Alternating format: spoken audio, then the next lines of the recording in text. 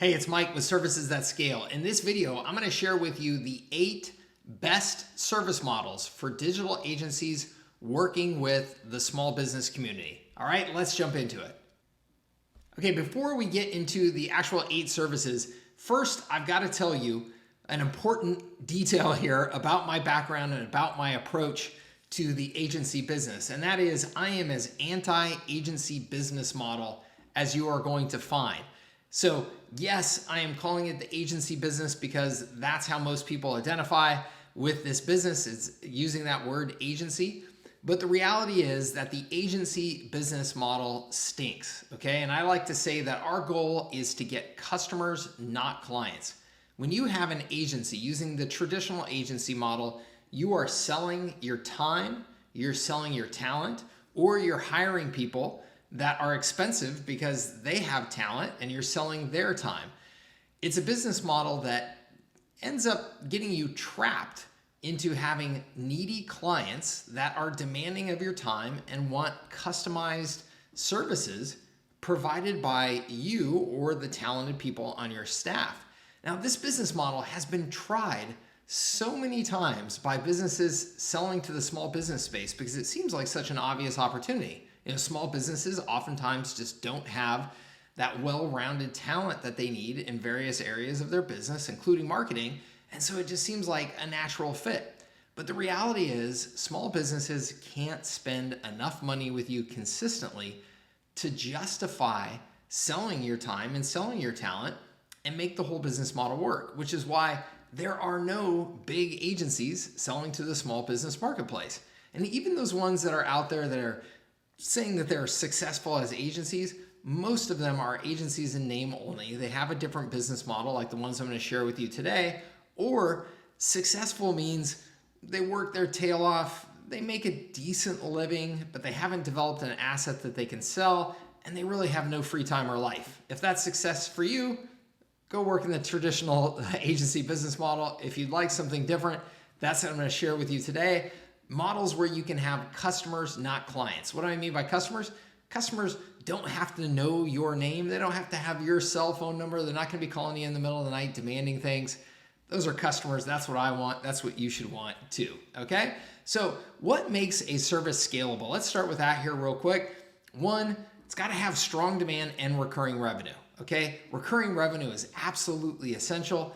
You can't have to start over every single month with a brand new sales cycle to try and generate revenue, or you will never get ahead. So we have to structure these services to have recurring revenue, and everything that I'm going to share with you today is naturally built around that. And it's got to have pretty strong demand, that is established demand. What I mean by that is that you can't go out selling something so innovative that you have to spend a lot of time and money educating small businesses before they're going to understand it, or doing a long consultative sales process, because again, that's just expensive, which means you're going to have to charge more. It's going to slow down your sales process. Not the kind of business we want. It's got to be high margin. We've got to have high margins. With smaller businesses, we're going to be selling at lower price points, so we have to have really high margins to make it work, okay? And then finally, automagic. What do I mean by that? Well, ideally, we would sell things that are completely automated, right? So we don't have to lift a finger and it just all magically takes care of itself. The reality is there's very few scenarios where we're gonna have truly automated service models, but we can leverage technology and leverage other assets in strategic ways to make our service delivery as automagic as possible so that we can deliver a tremendous amount of value without having to put a ton of time and effort or expensive talent into making it work. And the idea here, again, is that the customer signs up, they buy something, it gets delivered to them, but they don't know what the name of some talented person is behind the curtain that, you know, delivered the service. You're able to create, to some extent or another, some kind of assembly line using preferably lower paid talent and automation and assets, but still delivering tremendous value to your customers, okay? Those 3 criteria are really important to make scalable services, and all 8 models that I'm going to share with you are all built with these criteria in mind. Okay, the first one, service number 1 here, model number 1 is media. I absolutely love media. In fact, there's San Diego, the site that I'm showing you here on the slide. This is my business. I run it in San Diego. I absolutely love it. Why do I love it? Well, I'm delivering tremendous value to small businesses in the marketplace. I'm using my media property to get businesses exposure by telling stories about them and promoting those stories on social media or through my email newsletter. And it is a very, very simple model for my customers to understand. Every small business understands advertising. They don't necessarily understand SEO and PPC and all these, terms that we have, lingo that we have in our industry, but they understand the concept of advertising. You have attention. I want some of that attention for my business, so I need to buy an ad in your content, okay? So it's a super simple business model. It's a very powerful business model, which is why there have been media companies, huge media companies, successful media companies forever now. And the great thing is in the local space, media has gone through a really rocky period here over the last 10 years, 15 years as the internet essentially disrupted newspapers and radio and things like that. So there's a lot of openings now in the marketplace for people to come along like I did with Air San Diego and create something and create a foothold relatively easily. So awesome things about the media model. One, you own the asset. You're creating an asset. You're building something for you. You're not building something for your customers and then they own the asset. You own the asset. The other great thing about it is it's simple. People understand it. It makes your sales process very, very easy and straightforward. I love, love, love this model, okay? You can do this in a variety of ways. Niche specific media sites. So you could do something just on real estate, just on sports, on food and drink, restaurants, bars, things like that. You can do directories. You can just do email newsletters. There's very successful email newsletter businesses out there now. You could do similar to the email newsletter. You could do just SMS lists and maybe make it like a special offer list. I've seen some successful ones of those. And then you can just build social accounts. You don't have to build websites. You can just build social accounts here in San Diego. I've got a competitor that's got like 20 different Instagram accounts that are all just specifically focused on restaurants in San Diego. And they use all 20 accounts to bring a lot of attention to a customer that pays, for advertising through their account. So a lot of really creative stuff that you can do with media. The next model is PaperX, okay? This is model number 2, and I say PaperX because X could mean lead, appointment, sale, right? There's lots of pay-per models out there. Now, you heard me say before, I don't like agencies, and I'm sure you've heard and seen of lead generation agencies, all right? This is a very important distinction here. I'm not talking about an agency. I'm talking about a business where you build an asset that generates leads and then you sell those leads to customers. However, it's not an agency. You're not doing campaigns on behalf of the customer. You're not working in their ad account. You're not creating landing pages for them. You're creating your lead generation asset and then just selling those leads. One of my favorite businesses in this space right now is a company called Lawn Love. And you can see here, hire a world-class lawn care service in under 2 minutes. It's a brilliant lead generation business. They've also done some really smart things to expand into a little bit of a SaaS platform and stuff like that. I love this model. This is an awesome model to replicate. But you could sell leads, appointments, sales, using your own assets where nothing is created or owned by the customer. Again, you are owning the asset. There's a major theme that you've heard here already, right? Twice, you own the asset. That's a major part of what makes services scalable. All right? A perfect example of massive success in this business, of course, is Groupon. At the time, the fastest growing business to $1 billion in sales in history, and a company that just absolutely proved that if you have the right model, you can sell to small businesses very, very quickly. It's a brilliant model, right? If you're a small business and Groupon comes along and says, hey, don't pay us anything until we get you a customer and then we'll just take a percentage of the revenue. That's a very compelling value proposition for a small business. So lots of opportunities in this space. The next model number 3, a model that I've had great success with. In fact, this was my old business, Kutenda, and I'm sharing with you, that's a slide, an actual slide from my sales pitch for this service. It was a rent-a-site service. And there's actually a variety of things that you can do with rental now, but this one was a rank and rent model. You've probably heard of that before, where I ranked sites, I built sites and ranked them, and then I would rent those sites out to customers in that particular niche for between $297 and $497 a month. So my pitch was super simple. It's a great value proposition, right? hey, Mr. Whatever, Mr. Tax Attorney, okay, you could build your own websites to generate more leads, but that means you're going to have to purchase domains, set up hosting, design the website. You're going to have to, manage the hosting. I've got that there on there twice. Call tracking number put on there. You're going to have to do SEO, create content for it. That's just not what your business is, right? You're a tax attorney. You're not a web marketer. So I build these sites and just rent them out to you instead. And I do it at a cheap monthly price that to you is a crazy deal, right? Instead of spending $10,000 plus to build and rank your site and be distracted with it, you can just pay me $4.97 a month. So the way I did this, I went out and bought several hundred domains, somewhere between 300 and 500 domains all at once. I just bought them all up and then just started building and ranking sites, just using simple WordPress sites in all of those markets. I just turned it into a factory where I had a little group of people just creating sites for me, creating content for me. We could rank them pretty darn easily. And then I would rent them out for between $297 and $497 a month.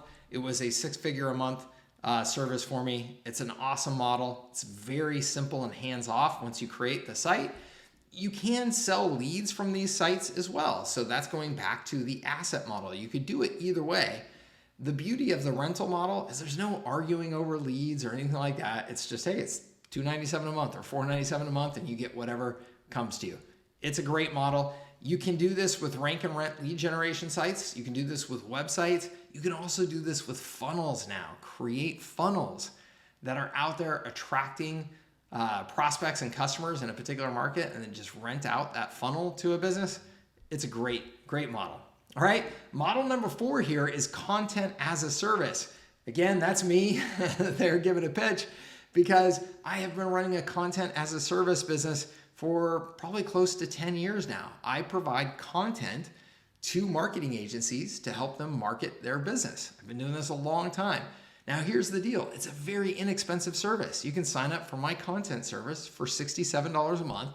You get 30 days of social posts. You get 4 blog posts or 5 blog posts every month. You get a newsletter put together for you every month. How can I do it for so cheap? Well, it's non-exclusive content. So what I mean by that is that all of my customers get the same content. So I'm not creating custom content, okay? I'm just creating one set of content and giving it to all my customers. Now you may think, Mike, you can't have all your customers using the same content. What about the overlap and all that good stuff and duplicate content in the search engines? I sell them the content, making sure they're aware, hey, one, you should consider this content 80% done. You need to do the final 20% to make it yours, to add your angle to it, to customize it for your market, whatever you want to do. And 2, you should be using this content in a way that is not necessarily particularly focused on SEO and getting ranking so that you're not doing any, creating any duplicate content problems. And in the 10 years of doing this, I've had like 2 people complain. So it's a great model because I produce the content once, I sell it to hundreds or thousands of customers, and I'm getting monthly recurring revenue from the content. It's a beautiful value proposition for my customers because normally to get one blog post written, they'd be paying a lot more than they're paying me for my service, creating all that content for them each month. There are huge opportunities to do this with small businesses. Content is so important now. You can do this for blog posts, newsletters, social posts, videos, right? If you pick a particular industry where they need regular content for their marketing and you just produce that content and sell it out again to those small businesses, it's a really attractive model, okay? Model number 5 now, what I call assembly lines. Assembly lines are where you simply have a process for creating something that your customers need, but you can do it more efficiently and effectively than they could because they don't have the internal staff to do it, right? So a newsletter is a perfect example. Every business knows they should be sending a newsletter. Very small percentage of them are doing it because it's a pain in the neck. Who's going to manage it internally? Who are we going to get to write the articles? Our staff is busy doing whatever they're doing. They're not, enthusiastic about writing articles too. So a newsletter assembly line is a great business. In fact, this business that I got this screenshot from, Newsletter Pro, I think they've got like 60, 65 employees where they just assemble newsletters for customers every single month. It's a great business. Everybody knows they should be sending a newsletter. So these guys can do it more effectively, more affordably than their customers ever will. And it's a great relief for those small businesses to just be able to hand it off to them. So this, though, is where you are creating something custom for your customers, right? You're assembling their newsletter for them. This is not my content service where I'm producing the same newsletter for everybody. This is where you're actually assembling something unique for the customers. So it's going to be at a higher price point and more hands-on, high-touch service. So you could do this, though, for blog posts, newsletters, social posts, videos, podcast episodes, ads, ebooks, lead magnets, right? These are all pieces of content that need to be assembled for small businesses that small businesses just really struggle with producing on their own. So assembly lines are a great model. Where are we at here? Number 6. I think we're at number 6 now. This is micromanagement. One of my favorite models. One of the tendencies that people in the agency business have to do is to try and take on everything. Okay, and we're actually going to talk about that here soon, but they try and take on everything and be the end-all be-all for a particular niche. I am the marketing system for restaurants, okay?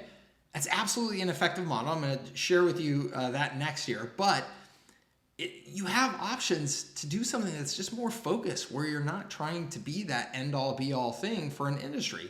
This is a great example. Chat conversions is a very fast growth business. All they do is they manage the chat process. Okay, so that's micromanagement. You manage a specific marketing function for customers. Again, it's about efficiency and effectiveness. Every business should have chat on their website. Why don't they? Because who's going to man the chat? Who's going to make sure we're responding in a timely manner, right? It creates more headaches for the customer to add chat to their website, even though it makes a lot of sense for them to have it. So most businesses aren't going to sign up. These guys say, hey, look, we'll staff, we'll train, we'll manage the chat for you. We'll do it all with our proven scripts, our proven approach. We've got all the tools, all the technology. Just sign up at $97 a month or $297 a month or whatever it is, and we'll have you up and running like that. It's a great service and it's a very fast growth business, but you could do this in a lot of things. You could do this in podcast management. Community management is becoming a very important thing. So I'm referring to like Facebook groups and things like that. Chat management, social media management, content repurposing, email marketing management, reputation management, lead follow-up. Okay, so lead follow-up is a really important one that most small businesses mess up, because you need to follow up with your leads very quickly and consistently to convert them. And most small businesses do a terrible job at follow-up. So you don't have to do everything. You can bite off these very specific processes and just do them very well.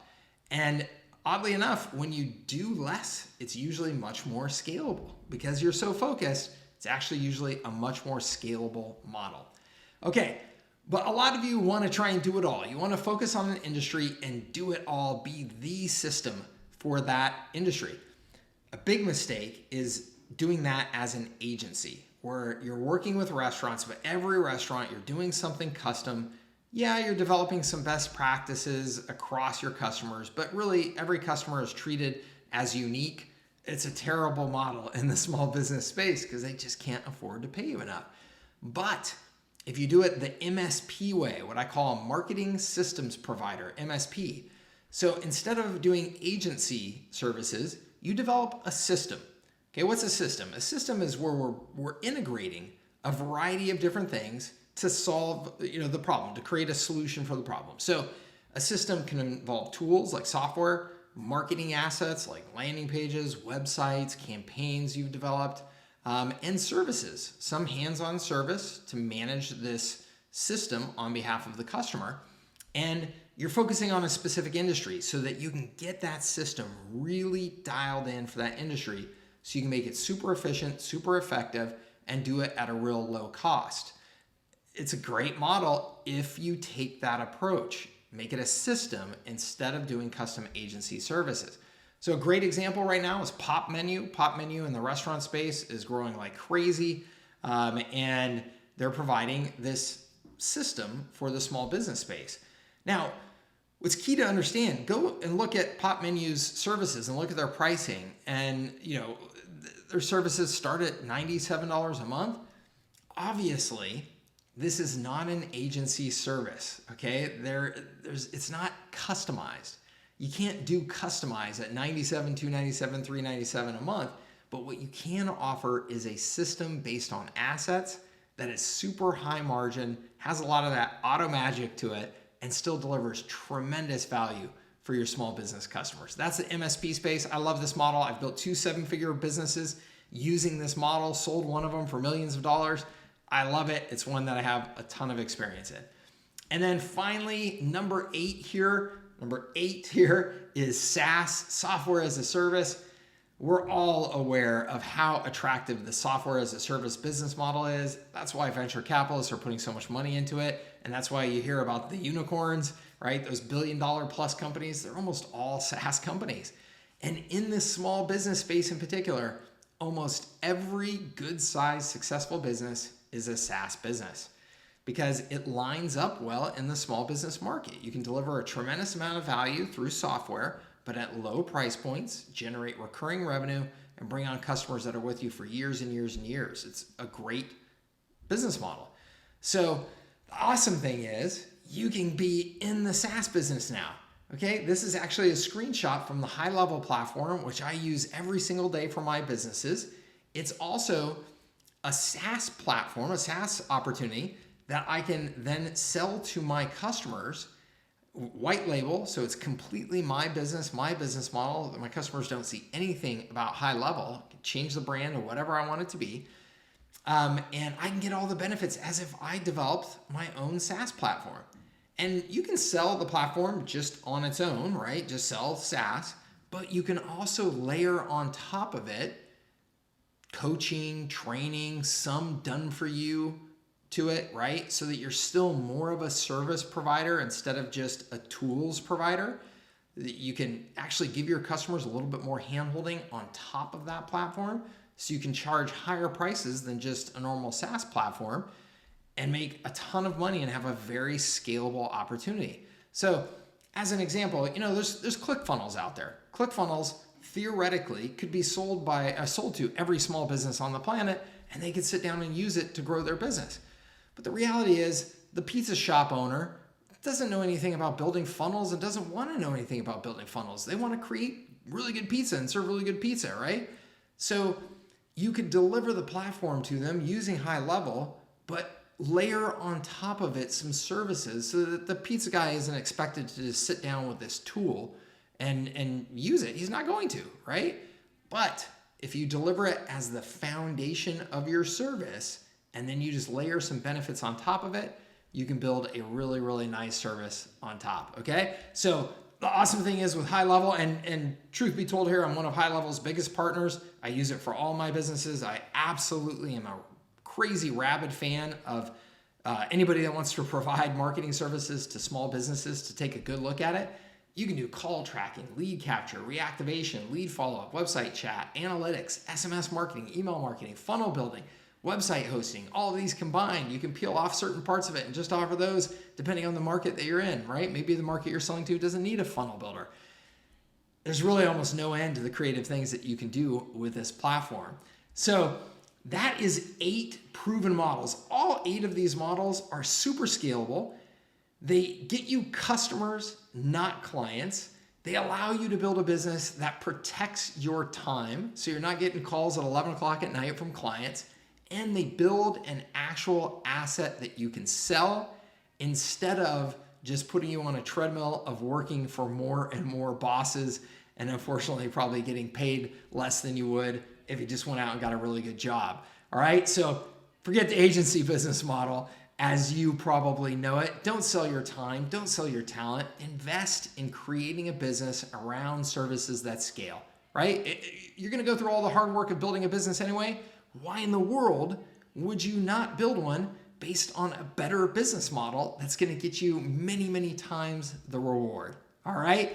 This is Mike Cooch with Services That Scale. I hope that this helped you. If it did, I've got a link down here to share with you some other resources, a great free course that you can go through to learn more about how I help entrepreneurs use these models to build businesses.